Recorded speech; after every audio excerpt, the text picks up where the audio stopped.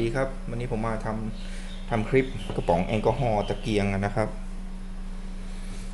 สวยๆแล้วครับเนี่ยครับเทียบขนาดกับไฟแช็กเนี่ยฮะสวยมากเลยครับ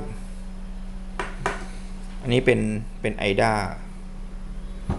ส่วนตัวนี้เป็นไอด้าเอ็กซ์เพรสตัวนี้ผมใช้เก่าแล้วครับ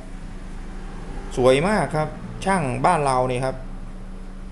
เขาทำจากไอ้ถังตะเกียงเก่าที่มันบุบแล้วทำอะไรไม่ได้แล้วครับ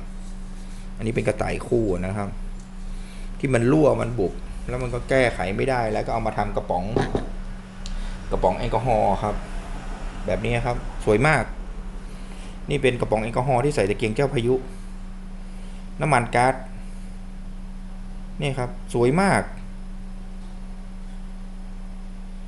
ก็เลยมาทำคลิปแบ่งปันพี่ๆเพื่อนๆนะครับเพราะว่า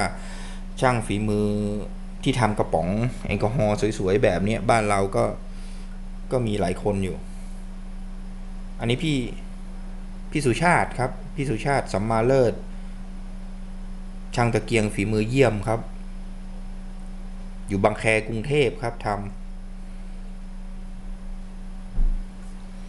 ช่างทำกระป๋องแอลกอฮอล์เนี่ยมีหลายคนนะครับก็มีพี่เทิดศักดิ์ทนโคกสูงอยู่ชุมแพขอนแก่นครับพี่มงคลตาอินครับช่างตะเกียงมือดีสันกำแพงเชียงใหม่ครับบุคคลเหล่านี้สามารถพิมพ์ชื่อใน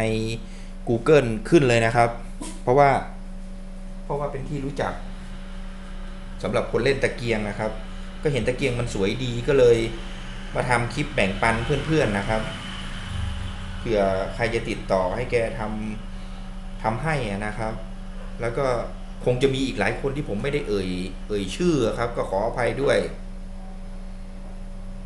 ก็ช่วยๆกันครับ